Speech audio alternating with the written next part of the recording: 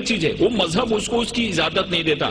नामो नसब जमीन के नस्लों में बट गए, आदम के बेटे कितने कबीलों में बट गए, आए हैं जब से पेश इमामत के मसल्ले, सिजदे हमारे कितने मरलों में बट गए।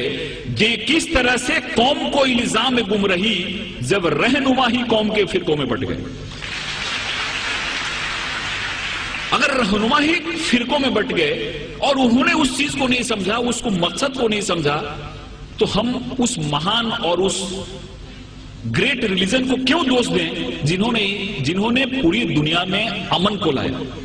ये समझने की चीज है, क्योंकि बहुत सारी चीजें मुझको भी मालूम नहीं थी।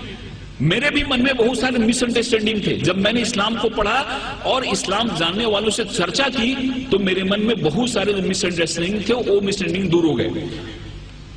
एक जगह ऐसी आयत आई है जहां पे कहा गया है कि इस दुनिया की कोई भी ऐसी जगह नहीं है जहां पे हमने अपने नबी और रसूल न भेजे।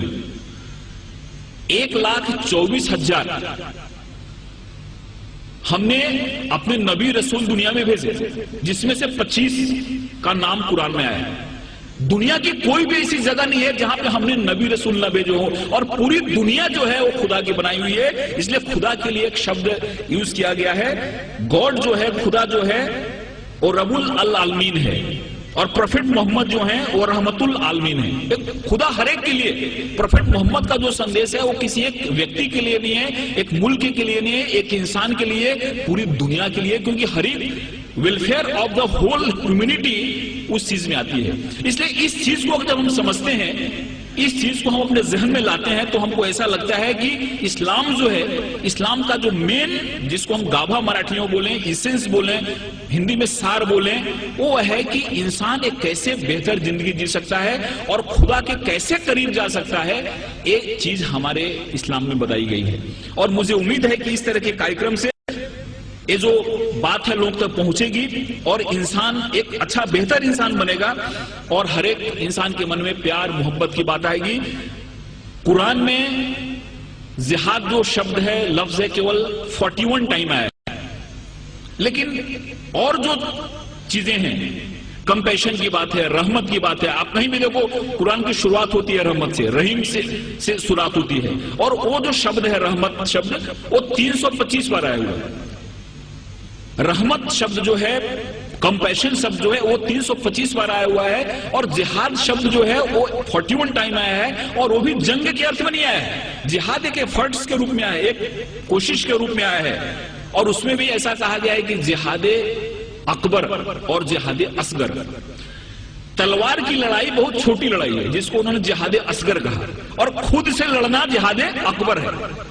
सबसे बड़ी लड़ाई है खुद से लड़ना। हमारे अंदर जो विकार है, हमारे अंदर जो दोष हैं, हमारे अंदर जो खामियां हैं, इन खामियों से लड़ना सबसे बड़ी लड़ाई, जिसको जिहादे अकबर कहा। और तलवार की लड़ाई छोटी लड़ाई है, उस लड़ाई को बहुत ज्यादा तरजीह नहीं दी, वो जिहादे असगर है।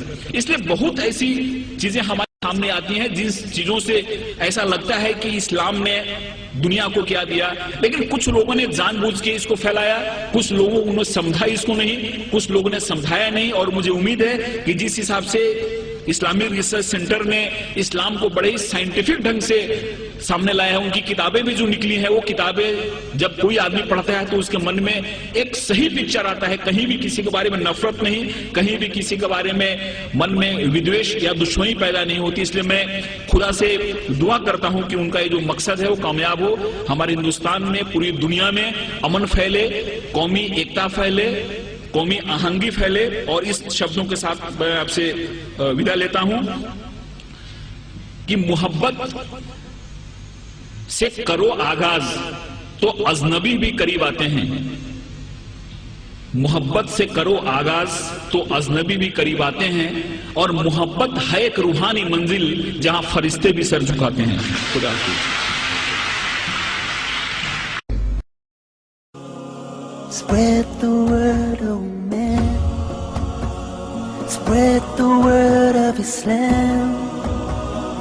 Oh, fortunate one, paradise must be won.